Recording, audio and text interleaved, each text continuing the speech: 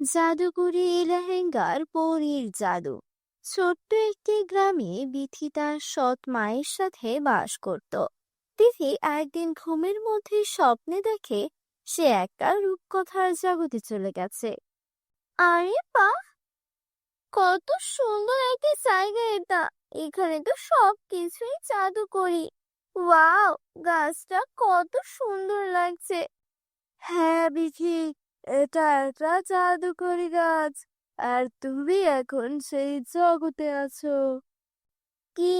জাদুকরি জগৎ? আমি সত্যি সত্যি জাদুকরি জগতে এসেছি। সঙ্গীতা একটু সামনে এগিয়ে যায় আর দেখতে পায় এক অসাধারণ সুন্দর লেহেঙ্গার গাছ। আরে বাহ, এটা তো জাদুকরি লেহেঙ্গার গাছ। আমার তো পরার মতো কাপড়ও নেই, এখনই এই গাছ থেকে সুন্দর কিছু লেহেঙ্গা তুলে নেই। আরে, এটা কি? এটা ছিঁড়ছে না কেন? নিচে নেমে আয়। আরে, এটা তো আরো উপরে উঠে গেল। বন্ধুরা, তোমরা যারা যারা গল্পটি দেখছো, তোমাদের নাম কমেন্ট করে আমাদেরকে জানিয়ে দিও, কারণ তোমাদের নাম দিয়ে তৈরি হবে আমাদের পরবর্তী কার্টুন ভিডিও। ঠিক তখনই বিথির কানে তার সৎ মায়ের গলা ভেসে আসে। আরে ও রানী, আজও ঘুমাতেই থাকবি নাকি?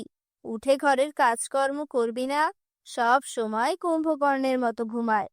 বিথি তখন মনে মনে বলতে থাকে, কি সুন্দর স্বপ্ন ছিল। ইস, যদি আমি এই জাদুকরি লেহেঙ্গাগুলো নিজের হাতে ছুঁতে পারতাম। উঠবি না নাকি? এভাবেই পাগলের মতো হাসতে থাকবি? গতকালের মার খেয়েও ভুলে গেছিস নাকি? না মা, জানছি এখনই। এই বলে বিথি নিজের কাছে লেগে যায়। ঠিক তখনই তার সৎ বোন অনন্যা ঘুম থেকে ওঠে। আরে, 10টা বেজে গেছে, আজ আমাকে শপিং এ যেতে হবে, তাড়াতাড়ি গোসল করে আসি। তারপর অনন্যা একটা ড্রেস নিয়ে বিথিকে বলে, শোন কাজের মেয়ে, আমার এই ড্রেসটা ভালো করে আয়রন করে দে, আমি গোসল করতে চাচ্ছি। ভালো করে আয়রন করবি, না হলে মাকে বলে আবার তোকে মার খাওয়াবো। এই বলে অনন্যা গোসল করতে চলে যায়। বিথি তাড়াতাড়ি অনন্যার ড্রেস আয়রন করে দেয়। বন্ধুরা, তোমরা যারা যারা গল্পটি দেখছো, তোমাদের নাম কমেন্ট করে জানিয়ে দিও, কারণ তোমাদের নাম দিয়ে তৈরি হবে আমাদের পরবর্তী কার্টুন ভিডিও। আরে বাহ, অনন্যা, এই ড্রেসটা কত সুন্দর! এই ড্রেসটা পরে একেবারে পরীদের মতো লাগবে অনন্যাকে। ইস, আমি যদি এমন একটা সুন্দর ড্রেস পরতে পারতাম। তখনই সেখানে অনন্যা এসে হাজির হয়। তোর কানে কিছু ঢুকছে না? কবে থেকে তোর কাছে এই ড্রেসটা চাইছি। আরে হ্যাঁ অনন্যা, এই নাও তোমার ড্রেস। আরে, তুই এটা কি করেছিস? তুই আমার সবচেয়ে প্রিয় ড্রেসটা পরিয়ে দিয়েছিস। আমি তোকে ছাড়বো না। মা, ও মা, মা দেখো এই বিধি কি করেছে। আরে কি হয়েছে? আবার কি করলো এই অভাগিনী? মা, দেখো না, ও আমার সবচেয়ে দামি ড্রেসটা পরিয়ে দিয়েছে। কি রে অভাগী, আমার মেয়ের ড্রেসটা পুড়িয়ে দিয়েছিস কেন? মা, আমার কিছুই জানা নেই, আমি শুধু আয়রন করছিলাম, আমি ড্রেসটা পরাইনি মা। একে তো ভুল করিস, তারপর আবার মিথ্যে বলিস। দেখছি তোর জিভ অনেক বেশি চলছে, দাঁড়া তোকে এক্ষুনি দেখাচ্ছি। এই বলে সৎ মা দামিনী বিথিকে খুব মারতে থাকে। মা, ও এমনিতেই ঠিক হবে না, যদি ওকে এখনই না তাড়ানো হয় ভবিষ্যতে আরো বিপদ করবে। ওকে বাড়ি থেকে বের করে দাও। তুই একদম ঠিক বলেছিস, এই মেয়ে কোনো কাজই আসে না, শুধু খেয়ে খেয়ে যাচ্ছে। চল বের হ আমার বাড়ি থেকে। মা, মা, দয়া করে আমাকে মাফ করে দিন। এই পৃথিবীতে আপনাদের ছাড়া আমার আর কেউ নেই। আমি কোথায় যাব? মা, আপনি যা বলবেন আমি তাই করব, আমাকে বের করে দিবেন না প্লিজ। মা, ওর কথায় বিশ্বাস করো না, না হলে আবারও এই ভুল করবে। ঠিক আছে, আমি তোকে এক শর্তে এই বাড়িতে থাকতে দেব। তুই বাইরে গিয়ে কাজ করবি, আর নিজের উপার্জনের টাকায় আমার মেয়ের জন্য একদম সেই রকম ড্রেস কিনে আনবি। তখনই তোকে এই বাড়িতে আশ্রয় দেব। আমি এখন কোথায় যাব? কিন্তু আমি বুঝতে পারছি না, ড্রেসটা আমি পরাইনি, আমি নিজ হাতে ওটা আয়রন করেছিলাম, আর ওটা হঠাৎ করে পড়ে গেল কিভাবে? এখন আমি সেই রকম আরেকটা ড্রেস কোথায় থেকে আনবো? বিথি সারাদিন কাজ খুঁজেও এখানে ওখানে ঘুরে বেড়ায়, কোথাও কাজ পায় না। এক দোকানের সামনে গিয়ে বলে, মালকিন, আপনার দোকানে কোনো ছোটখাটো কাজ হবে? না, এখানে কোনো কাজ নেই। কে জানে কাজের অজুহাতে দোকান থেকে কিছু চুরি করে পালিয়ে যাবে নাকি। তোর চেহারা তো ঠিক ভিখারিনীর মতো, চল এখান থেকে। সবার কাছ থেকে বিথি অপমানিত হয়। এভাবেই সন্ধ্যা নেমে আসে, আর ক্লান্ত হয়ে সে মাটিতে বসে পড়ে। তীব্র ক্ষুধায় তার পেট কাঁপছে। ক্ষুধার জন্য মনে হচ্ছে পেটের মধ্যে ইঁদুর দৌড়াচ্ছে। আমার তো 1 টাকাও নেই, এখন আমি কি করব? ঠিক তখনই তার কানে মন্দিরের ঘন্টার শব্দ আসে। লাখ লাখ ধন্যবাদ ভগবান, তুমি আমার খাবারের ব্যবস্থা করেছো। তারপর বিথি মন্দিরকে কিছু প্রসাদ নেয়, আর ওই গাছের নিচে বসে খেতে শুরু করে। সে প্রথম লোকমাটি মুখে তুলতেই যাচ্ছিল, তখনই এক বৃদ্ধ ভিখারিনী এসে বলে, মেয়ে, আমি অনেক দিন ধরে কিচ্ছু খাইনি। আমি খুব ক্ষুধার্ত, একটু খেতে দে মা, তোর দোয়া লাগবে, আমাকে সাহায্য কর মা। মা, এই নে, এই খাবার আপনি খান। বেঁচে থাক মা, ভগবান যেন তোমার সব সময় সাহায্য করে। এই বলে বৃদ্ধা চলে যায়। দেখি মন খারাপ করে হাঁটতে শুরু করে। তখন সে দেখতে পায় এক হরিণী তার আশেপাশে লাফাচ্ছে। আমার কেন যেন মনে হচ্ছে হরিণীটা যেন আমাকে কিছু বলতে চাইছে। প্রিয় হরিণী, শান্ত হও, বলো আমি কিভাবে তোমার সাহায্য করতে পারি। এ শুনে হরিণী চলে যেতে শুরু করে। ও, বুঝেছি, তুমি আমাকে কোথাও নিয়ে যেতে চাইছো। ঠিক আছে, আমি প্রস্তুত, চলো। বন্ধুরা, তোমরা যারা যারা গল্পটি দেখছো, তোমাদের নাম কমেন্ট বক্সে কমেন্ট করে জানাও, কারণ তোমাদের নাম দিয়ে তৈরি হবে আমাদের পরবর্তী কার্টুন ভিডিও। হরিণী তাকে এক আশ্চর্য গাছের কাছে নিয়ে যায়। গাছটি থেকে এক আশ্চর্য রোশনি বের হতে থাকে।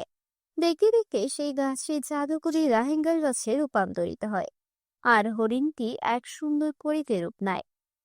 গল্পেও না বিধি, তুমি এবার স্বপ্ন দেখছো না, এটা বাস্তব। কি? আমার স্বপ্নের জাদুকরি লেহেঙ্গা, এটা সত্যি কিভাবে হতে পারে? হ্যাঁ বিধি, যারা সৎ ও ভালো মন নিয়ে স্বপ্ন দেখে, তাদের স্বপ্ন একই সত্যি হয়। তুমি সব সময় অন্যদের সাহায্য করেছো, আর যারা অন্যকে সাহায্য করে, তাদের সাহায্য করতেই আমরা কোনো না কোনো রূপে ফিরে আসি। বিধি, জাদুকরি কাজটা অদৃশ্য হওয়ার আগে তুমি তোমার জন্য একটি সুন্দর লেহেঙ্গা নিয়ে নাও। কিন্তু পরি, আমি এই লেহেঙ্গা নিতে পারি না। আমার বোন অনন্যার জন্য ঠিক এমনই একটা লেহেঙ্গা দরকার। ওর প্রিয় লেহেঙ্গাটা আমার ভুলে পড়ে গিয়েছিল। সাদাসিধে সঙ্গীতা, সেই ড্রেসটা তুমি পরাওনি। তুমি যখন সেটা আয়রন করে অনন্যাকে পরতে দিয়েছিলে, ঠিক তখনই সে সেটা পাল্টে দিয়েছে, যাতে সে তোমাকে বাড়ি থেকে বের করে দিতে পারে। কি? অনন্যা আমার সঙ্গে এমন করলো কেন? চিন্তা করো না, সব ঠিক হয়ে যাবে। এই নাও অনন্যার ড্রেস। এখন তুমি গাছ থেকে নিজের জন্য একটা সুন্দর লেহেঙ্গা নিয়ে নাও। তারপর বিথি লেহেঙ্গা নিয়ে পরীকে ধন্যবাদ জানিয়ে ফিরে আসে। তুই কোথা থেকে এলি? তোর হাতে এত সুন্দর লেহেঙ্গা কোথা থেকে এলো? অনন্যা, এই লেহেঙ্গা আমার, এটা আমাকে জাদুকর পরিয়ে দিয়েছেন। আর এই নাও তোমার ড্রেস। মা, দেখো তো, এটা কোথা থেকে যেন চুরি করে নিয়ে এসেছে। না অনন্যা, এমন বলো না, আমি সত্যি বলছি, এটা আমাকে জাদুকরই পরিয়ে দিয়েছেন। ভালো, তাহলে দে এই লেহেঙ্গাটা, আমি এটা পরবো। না অনন্যা, তুমি এটা পরতে পারবে না। তুই আমায় আটকাবি? এই বলে অনন্যা লেহেঙ্গা পরে দেয়। মা, অনন্যাকে থামান, না হলে বড় বিপদ হয়ে যাবে। আর তখনই ভিতর থেকে অনন্যার চিৎকার আসে। মা, মা, আমার মুখে সাদা কালো দাগ হয়ে গেল। এটা এই লেহেঙ্গার কারণে হয়েছে। এখন এটা আমার শরীর থেকেও সরছে না। মা, কিছু করো। কি রে অভাগিনী, তুই লেহেঙ্গায় কি জাদুটোনা করে এনেছিস যে আমার মেয়ের এই দশা? মা, আমি আগেই বলেছিলাম এই লেহেঙ্গা শুধু আমার জন্য। এখন শুধু জাদুকরি গাছে এর উত্তর দিতে পারবে, চলো আমার সঙ্গে। তারা সবাই সেই গাছের কাছে যায়। পরি বলে, এটা তোমার মেয়ের কর্মফলের ফল। লোভী ও মিথ্যাবাদীদের এই পরিণতি হয়। তোমার মা আমি মিলে পৃথিবীর উপর অনেক অত্যাচার করেছো, এটা তারই শাস্তি। জাদুকরি গাছ, দয়া করে এদের ক্ষমা করে দিন। ও আমার মা, ও আমার বোন। যদি ওদের কোনো ভুল হয়ে থাকে তাহলে তার শাস্তি আমায় দিন, কিন্তু ওদের মাফ করে দিন। এই কথা শুনে অনন্যা ও তার মা নিজেদের ভুল বুঝতে পারে আর সঙ্গীতার কাছে ক্ষমা চায়। তারপর জাদুকরি গাছ অনন্যাকে আগের অবস্থায় ফিরিয়ে দেয়। সবাই একসাথে আনন্দে বসবাস করতে থাকে। বন্ধুরা, তোমরা যারা যারা গল্পটি দেখেছো তোমাদের নাম কমেন্ট বক্সে কমেন্ট করে জানাও, কারণ তোমাদের নাম দিয়ে তৈরি হবে আমাদের পরবর্তী কার্টুন ভিডিও। আমাদের চ্যানেলে নতুন হয়ে থাকলে চ্যানেলকে সাবস্ক্রাইব করতে ভুলো না যেন। পরীদের জাদুকরি উড়ন্ত লিপস্টিক। বাহ, ওখানে কি চলছে? এটা কি?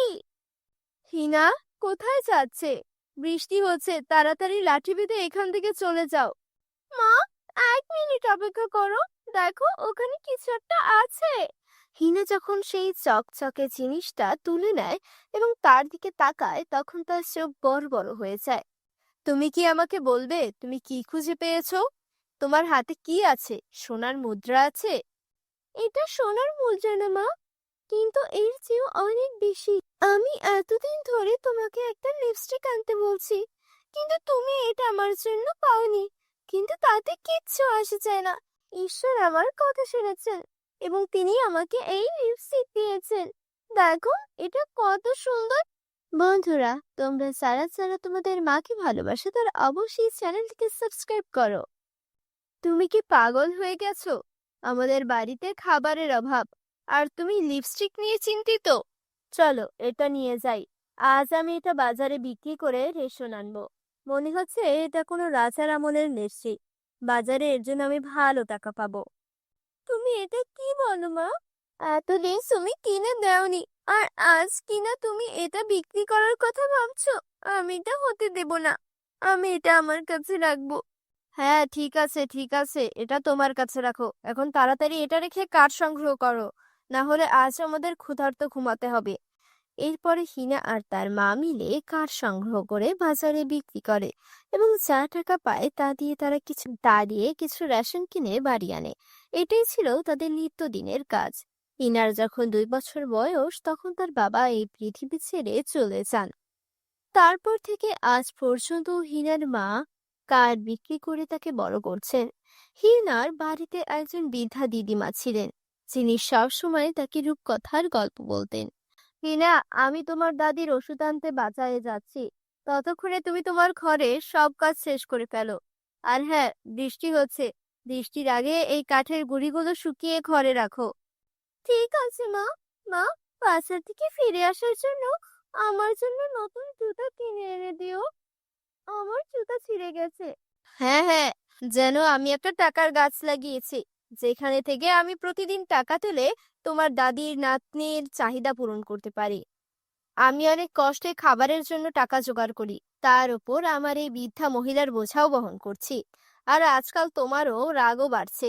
আমি খুব পরিশ্রম করি। এখন তোমার ইচ্ছা পূরণের জন্য কি আমার মরে যাওয়া উচিত? মা, আমি কিচ্ছু চাই না। এই বলে হিনা কাঁদতে কাঁদতে সেখান থেকে চলে গেল। হতভাগা মেয়ে, তোমার ভাগ্যের জন্য ওই দরিদ্র মেয়েটিকে দোষ দিও না। তার দোষ কি? সে আমার রাজকন্যা। এটা নাও, এটা আমার পুরনো নূপুর। যাও, এটা বিক্রি করে হিনার জন্য জুতা নিয়ে এসো। মা, তুমি এই নূপুর তোমার কাছে রেখেছিলে, কিন্তু যখন আমি চিকিৎসার জন্য তোমার কাছে নূপুর চাচ্ছিলাম, তুমি বলেছিলে যে তোমার নূপুর হারিয়ে গেছে। আমি এটা আমার নাতনির জন্য রেখেছিলাম। এখন যাও, আর হ্যাঁ, আসার সময় আমার নাতনির জন্য জিলেপিও নিয়ে এসো। হিনা জিলিপি খুব পছন্দ করে। ঠিক আছে, তাহলে এখন তুমি যাও। তাকে নিয়ে তোমারে খুব বেশি ভাববার দরকার নেই। আমার নাতনি একজন রাজকন্যা, এবং রাজকন্যার কখনো কোনো কিছুর অভাব হয় না। এই বৃদ্ধ মহিলার সাথে কথা বলা অর্থহীন। হিনার মা রাগ করে বাজারে যায়। এদিকে হিনাও গিয়ে কাঁদতে কাঁদতে পাহাড়ে বসে থাকে। ঈশ্বর, আমার ভাগ্যে কেন এটা লেখা আছে? আমি কেন সব সময় সবকিছুর জন্য আকুল থাকি? ছোটবেলা থেকে আজ পর্যন্ত সবাই আমাকে ঠাট্টা করেছে, আমার দারিদ্র্য নিয়ে মজা করেছে, আমার কখনো খারাপ লাগেনি। কিন্তু আজও আমার মা আমাকে তিরস্কার করেছে। যাই হোক, আমার মা ঠিকই বলেছিলেন, তিনি আমাদের জন্য এত পরিশ্রম করেন, আর আমি চাইলেও তার জন্য কিচ্ছু করতে পারছি না। ভাবছিলাম পড়াশোনা করে কিছু একটা করব, তাহলে সবার সমস্যা দূর হয়ে যাবে। কিন্তু আমার কাছে নোটবুক, বই কেনার টাকা নেই, ইউনিফর্ম আর জুতা কেনার টাকাও নেই। এমন জীবনের চেয়ে মৃত্যু ভালো। আমি এত গরিব মানুষের জীবনযাপন করতে চাই না। ঈশ্বর, আমি এভাবে বাঁচতে চাই না। এই কথা বলে হিনা পাহাড় থেকে লাফিয়ে পড়ে, কিন্তু কিছুক্ষণের মধ্যেই সে বাতাসে ভাসতে শুরু করে। তার পকেটে থাকা লিপস্টিকটি খুব বড় লিপস্টিকে পরিণত হয়েছিল এবং এর বড় ডানা ছিল, এবং হিনা আরামে বসে আকাশ উপভোগ করছিল। বাহ! এর মানে হলো আমার এই লিপস্টিকটি একটি উড়ন্ত জাদুর লিপস্টিক। অনেক ধন্যবাদ জাদুর লিপস্টিক, অনেক ধন্যবাদ। বাতাসে উঠতে অনেক মজা। এখান থেকে পৃথিবী কত সুন্দর দেখাচ্ছে। অনেক মজা, খুব মজা হচ্ছে। আমি খুব মজা করছি। হিনা বাতাসে অনেক উপভোগ করছিল। তখন তার কানে একটা আওয়াজ ভেসে আসে, আমাকে বাঁচাও, আমাকে বাঁচাও, কেউ আমাদের বাঁচাও। আরে, এই জঙ্গল থেকে এই শব্দটা কিসের? ম্যাজিক লিপস্টিক, আমার মনে হচ্ছে কিছু একটা সমস্যা। আমাকে ওই শব্দের কাছে নিয়ে যাও। ও ঈশ্বর, এই সব কি? এই জঙ্গলের ভেতরে বাচ্চারা আছে। কেউ দয়া করে আমাকে বাঁচাও। মা, বাবা, তোমরা সবাই কোথায় আছো?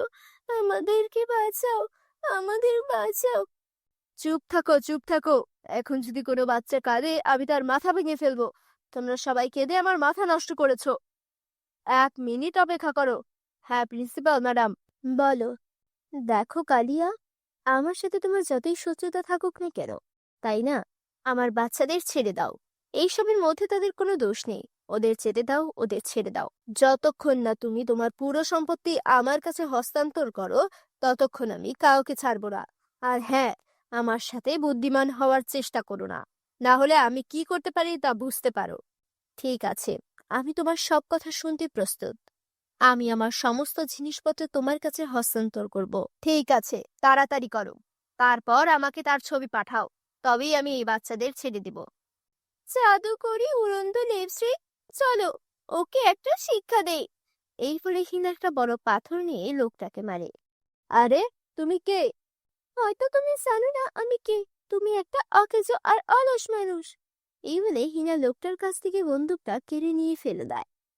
দেখো, তোমরা সবাই ভয় পেও না। আমরা অনেক, আর সে একা। আমরা ওর মুখোমুখি হতে পারি। চলো ওকে মারি। এই কথাগুলো শুনে সব বাচ্চারা মিলে লোকটাকে মারধর করে। তারপর লোকটা ভয় পেয়ে সেখান থেকে পালাতে শুরু করে। তারপর আবার তার বন্দুকটা খুঁজে পায়। তোমরা সবাই থামো। তোমরা কি ভেবেছিলে যে একটা সাধারণ মেয়ে তোমাদের বাঁচাবে? না, এখন এই মেয়ের কারণে তোমাদের সবাইকে মেরে ফেলা হবে। কিন্তু সবার আগে আমি তোমাকে মেরে ফেলবো। তুমি এখানে এসে আমার পুরো খেলা নষ্ট করে দিয়েছো। ওই লোকটা হিনাকে মারতে শুরু করার সাথে সাথেই একটা পরী সেখানে এসে ওই লোকটাকে মেরে ফেলে। হিনা, ভয় পেও না, আমি অন্য জগতের তারাপরি। আমি প্রথমে তোমার কাছ থেকে অন্য জগতে আমার জাদুকরি উড়ন্ত লিপস্টিকটা কেড়ে নিতে এখানে এসেছিলাম। কিন্তু তোমার সাহস দেখে আমি খুব খুশি। মনে হচ্ছে তুমি এই জাদুকরি উড়ন্ত লিপস্টিকের আসল মালিক। হিনা, যাও, আজ থেকে এই জাদুকরি উড়ন্ত লিপস্টিক তোমার। তুমি এই সব বাচ্চাদের এখনই তার স্কুলে নিয়ে যাও, যাও। এই বলে পরি সেখান থেকে অদৃশ্য হয়ে গেল। ও জাদুকরি লিপস্টিক, আমাদের সকল বাচ্চাদের স্কুলে নিয়ে যাও। বাচ্চারা, তোমরা সবাই ভালো আছো তো? হ্যাঁ ম্যাডাম, আমরা সবাই ভালো আছি। আরে, এই মেয়েটির কারণে এটা সম্ভব হয়েছে, হিনার কারণে। যদি হিনা সময় মতো না আসতো, তাহলে আমাদের সকলের কি হতো জানি না ম্যাডাম। হিনা মা, তুমি যা করেছো আমাদের কখনোই সেই উপকার শোধ করতে পারবো না। সত্যিই তুমি একজন সাহসী মেয়ে। এবং আমি তোমাকে প্রতিশ্রুতি দিচ্ছি যে আমাদের স্কুল সারা জীবন তোমার পড়াশোনার সমস্ত খরচ বহন করবে। এইভাবে প্রিন্সিপাল ম্যাডাম তাকে তার স্কুলে বিনামূল্যে পড়াশোনা করার প্রতিশ্রুতি দেন এবং তাকে অনেক পুরস্কারও দেন। তো বন্ধুরা, আমাদের এই জাদুকরি গল্পটি তোমাদের কেমন লাগলো মন্তব্য করে আমাকে বলো। যদি গল্পটি তোমাদের ভালো লেগে থাকে তাহলে ভিডিওটিতে লাইক করতে ভুলো না এবং চ্যানেলটি সাবস্ক্রাইব করে দাও বন্ধুরা। পরীর জাদুর ঘাসের বিয়ের শাড়ি। অনেকদিন আগের কথা। এক গ্রামে বিথি ও রোকায়া নামের দুই বান্ধবী বাস করত। বিথির বাবা ছিল সবচেয়ে ধনী। তাদের বাড়িতে সবকিছুই লাক্সারিয়াস ছিল। বিথি একদিন রোকেয়ার সঙ্গে কথা বলছিল। তখন রোকেয়া বলে, তোর বাবা তো আবারও বিদেশে গেছে, এবার তোর জন্য কি আনবে? এবার তো আমার বাবা বলেছে আমার জন্য সোনার একটা শাড়ি নিয়ে আসবে। আমার তো বিয়ে ঠিক হয়ে গেছে, তার জন্য বাবার ইচ্ছা আমি যেন সোনার শাড়ি পরি বিয়ে করে। তোরও তো বিয়ে ঠিক হয়ে গেছে, তোর বিয়েতে তুই কিসের শাড়ি পরবি? জানি না রে, আমার বাবা আমার জন্য যা ব্যবস্থা করবে আমি তাই পরবো। আমার এসব নিয়ে কোনো চিন্তা নেই। হ্যাঁ, তোর বাবা মা তো অনেক গরিব, তারা সামান্য কাজ করে। সেই কাজ করে তারা কিভাবে এবার সংসার চালাবে? আর তোর বিয়েতে এত কিছু কিভাবে বা ম্যানেজ করবে? তুই কি চাস আমি আমার বাবাকে বলি তোর বিয়ের জন্য কিছু টাকা দিতে? না না, তুই আমার বান্ধবী, তুই বলেছিস এতেই আমি খুশি। আমার জন্য তোকে কিছুই করতে হবে না। আমি চাই আমার বিয়েতে সব কিছুই আমার বাবা মা করুক। আচ্ছা ঠিক আছে, তুই তো কখনোই আমার কাছ থেকে কিছু চাসনি। আমি তোর একমাত্র বান্ধবী, তুই তারপরও কেন লজ্জা পাস বলতো? দেখ, তুই অনেক ধনী পরিবারের মেয়ে, তারপরও তুই আমার সঙ্গে বন্ধুত্ব করেছিস, এতেই আমি অনেক খুশি। এর বেশি আমার জন্য তুই আর কি করবি? আমার মতো একটা গরিব মেয়ের সঙ্গে এমন একটা ধনী পরিবারের মেয়ের বন্ধুত্ব আছে, এটাই তো অনেক। আরে রোকেয়া, তুই এভাবে কেন বলছিস? তোর মনে আছে আগেরবার যখন আমি নদীতে পড়ে গিয়েছিলাম, তুই তোর প্রাণের পরোয়া না করে আমাকে বাঁচিয়েছিলি? সেই থেকেই তো আমরা ভালো বন্ধু। তুই আমার প্রাণ বাঁচিয়েছিলি, তোর কাছে যে আমি চিরঋণী। আরে ওটা তো আমার দায়িত্ব ছিল, বন্ধু হয়ে বন্ধুর জন্য এতটুকু করব না? এটা কি হতে পারে? বন্ধুরা, তোমরা যারা যারা গল্পটি দেখছো তোমাদের নাম কমেন্টে লিখে জানাও। আমরা নেক্সট গল্প তোমাদের নাম দিয়ে বানাবো। দেখতে দেখতে বিয়ের সময় চলে এলো। বিথির জন্য সোনার শাড়ি, সোনার গহনা, সোনার জুতা, সবকিছুই সোনার ছিল। এমনকি রিসেপশনে সবকিছু সোনা দিয়ে মোড়ানো ছিল। বিথি সবকিছু পরে ওকে একদম সোনার কোনো রাজকন্যা মনে হচ্ছিল। বিয়ের সবকিছু অনেক জাঁকজমকপূর্ণ ছিল। এই সব কিছু দেখে রোকেয়ার চোখে পানি চলে এলো। বিথির জীবনে কত আনন্দ! ও এত দামি দামি শাড়ি, দামি গহনা আর কত লাক্সারিয়াস লাইফ লিড করে। আর আমি জানিও না যে আমার বিয়েতে আমার বাবা মা আমার জন্য একটা শাড়ির ব্যবস্থা করতে পারবেন কিনা। আমি আমার বন্ধু বান্ধবদেরও আমার বিয়েতে দাওয়াত পর্যন্ত দিতে পারবো কিনা সেটাও জানি না। বিথির বিয়ের পর ও বিদায় নিল। এদিকে রোকেয়ার বিয়ের জন্য ওর বাবা মা ব্যবস্থা করছিল। রোকেয়া মা, এদিকে একটু আয় তো দেখি। হ্যাঁ মা, বলো। তোর জন্য তোর বাবা যে পাত্র দেখেছে আর তোকে পছন্দ হয়েছে, আর আমাদেরও তাকে পছন্দ হয়েছে। ছেলেটা একটা কৃষক, এতে তোর আপত্তি নেই তো? তোর বান্ধবীর বিয়ে তো কত ধনী ব্যবসায়ীর সঙ্গে হয়েছে, কিন্তু আমরা তো গরিব, তোকে তো চাইলেও কোনো ধনী ছেলের সঙ্গে বিয়ে দিতে পারবো না রে। তাই এই কৃষক ছেলেটার সঙ্গেই তোর বিয়ের ব্যবস্থা করেছি মা। এটা নিয়ে তোর মনে কোনো কষ্ট নেই তো? আমার বাবা একজন কৃষক, আমার মা সামান্য গৃহিণী। আমার বিয়ে কি আর ধনী পরিবারে হবে? এইসব নিয়ে আমার কোনো রাগ নেই মা। আমার ভবিষ্যৎ আমার ছেলে যা আছে তাই হবে। আমার বিয়ের জন্য আমি কি শাড়ি পরবো মা, সেটা কি ঠিক করেছো? হ্যাঁ, সেটা নিয়েই চিন্তা করছি রে। আমাদের কাছে তো একদমই টাকা পয়সা নেই, তাই ভাবছিলাম দেখি কোনো পুরনো কাপড় চোপড় যদি কারো কাছ থেকে পাই সেখান থেকে একটা বিয়ের শাড়ি নিয়ে আসবো। মা, আমার বিয়ের দিন আমাকে পুরনো বিয়ের শাড়ি পরতে হবে? এর চেয়ে কষ্টের আর কি আছে? আমরা এত গরিব কেন মা? আমাদের এই কষ্ট কবে শেষ হবে? তোর যখন এতই খারাপ লাগে তোর বান্ধবীর কাছ থেকে কিছু টাকা তো নিতে পারিস, সেটা দিয়েই না হয় তোকে শাড়ি কিনে দিলাম। মা, ও আমার বান্ধবী হতে পারে, কিন্তু আমারও একটা আত্মসম্মান আছে। নিজের বিয়ের শাড়িটাও যদি বান্ধবীর টাকা নিয়ে কিনতে হয়, তাহলে আমার লজ্জায় মরে যাওয়া উচিত। আমি গরিব হতে পারি, কিন্তু আমার আত্মসম্মান অনেক বেশি। তুমি এসব বুঝবে না। এসব বলে মন খারাপ করে কান্না করতে করতে রোকেয়া নদীর দিকে চলে যায়। হঠাৎ করে নদীর পাশে কিছু সুন্দর ঘাস দেখতে পেল। আরে, এই ঘাসগুলো তো অনেক মজবুত। এগুলো আগে কেন চোখে পড়েনি? সূর্যের আলোতে কেমন ঝিলমিল করছে। এগুলো দিয়ে যদি আমার বিয়ের জন্য একটি শাড়ি বানাই, তাহলে তো আমি আমার বিয়েতে এই শাড়িটাই পরতে পারি। সেটাই বরং করে। আর কৃষককে বিয়ে করছি, আমার এমন ঘাসের শাড়ি পরাটাকেই মানাবে। তারপর রোকেয়া সেখান থেকে ঘাসগুলো কাটতে শুরু করে। বেশ লম্বা লম্বা আর মজবুত ঘাস হওয়ায় সেগুলো দিয়ে রোকেয়া শাড়ি বানাতে শুরু করে। কি পাগলামি করছিস রোকেয়া? বিয়েতে কেউ ঘাসের শাড়ি পরে? পুরোনো শাড়ি পরার চেয়ে ঘাসের শাড়ি পরা অনেক ভালো। আমি তো আমার বিয়েতে ঘাসের শাড়ি পরবো। তোমাদের এসব নিয়ে চিন্তা করতে হবে না। আমার কাজ আমাকে করতে দাও। তারপর টানা 7 দিন সেই ঘাসগুলো দিয়ে রোকেয়া ওর জন্য একটা ঘাসের শাড়ি তৈরি করে। আরে বাহ, ঘাসের শাড়িগুলো তো অনেক সুন্দর লাগছে।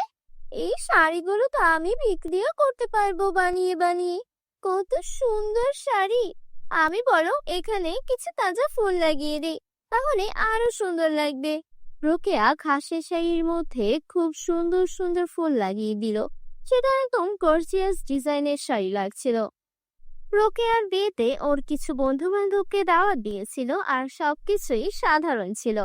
না ওর কোনো সোনার গহনা ছিল, না কোনো ভারী কোনো সাজসজ্জা। রোকেয়া ঘাসের শাড়িটা পরে আয়নার সামনে গিয়ে দাঁড়ালো। আমাকে দেখতে খুব একটা ভালো লাগছে না। ভাবছি বিধি বিয়ের দিন সোনার শাড়ি পরেছিল, কিন্তু আমি না হয় ঘাসের শাড়ি পরলাম। এতে আর এমন কি? বিধি আমাকে দেখলে নিশ্চয়ই বলবে আমাকে অনেক সুন্দর লাগছে। ইস, আমিও যদি আজকে সোনার গহনা পরতে পারতাম, গলা ভর্তি কান ভর্তি, তাহলে আমাকেও হয়তো অনেক সুন্দর লাগতো। ঘাসের শাড়ির সঙ্গে সোনার গয়না, আমিও কি এসব ভুলভাল বলি? এতটুকু বলতে ওর গা ভর্তি সোনার গয়না চলে এলো। আরে, এসব কি হচ্ছে? আমি স্বপ্ন দেখছি নাকি? আমার গা ভর্তি সোনার গয়না কি করে এলো? তখনই সে ঘাসের শাড়ি থেকে আওয়াজ আসতে শুরু করলো। আমরা হলাম জাদুর ঘাস। তুমি আমাদেরকে দেখতে পেয়েছো কারণ তুমি ভালো মনের মেয়ে। আর তাই তুমি যখন এই ঘাসগুলো দিয়ে শাড়ি বানিয়েছো, এটা জাদুর ঘাসের শাড়ি হয়ে গেছে। তোমার যা যা ইচ্ছা আমাদেরকে বলো, সব কিছু হাজির হয়ে যাবে। পরিরাজ্যের জাদুর ঘাস আমরা। পরি যখন পৃথিবী দিয়ে উড়ে যাচ্ছিলেন, তখন তার ব্যাগ থেকে বীজ পড়ে আমাদের জন্ম হয়েছে। কি বলছো? আমি জাদুর ঘাসের শাড়ি বানিয়ে ফেলেছি? তাহলে আমি চাই আমাকে এখনই 10 লক্ষ টাকা দাও, যাতে আমি আমার বাবা মাকে ধনী করে দিতে পারি। এখনই দিচ্ছি।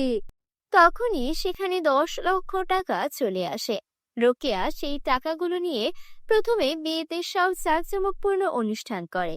তারপর ওর বান্ধবীদেরকে খুব ভালো করে ট্রিট দেয়। আর তারপর চাদর ঘাসের শাড়ি থেকে টাকা চেয়ে নেয়, যেটা দিয়ে ওর স্বামীকে একটা ব্যবসা দাঁড় করিয়ে দেয়। রোকেয়া, তোমার কাছে তো অনেক টাকা আছে। তুমি চাইলে তো আমাকে ডিভোর্স দিয়ে একটা ধনী পরিবারের ছেলেকে বিয়ে করতেই পারতে। তুমি কেন আমাকে ব্যবসা করাচ্ছ? আমি যখন গরিব ছিলাম তখন তুমি আমাকে বিয়ে করতে রাজি হয়েছো। এখন আমি ধনী হয়েছি, আমার কাছে টাকা আছে, তাই বলে কি আমি তোমাকে ভুলে যাব? এখন আমরা একসঙ্গে ধনী হব আর সুখে জীবন যাপন করব।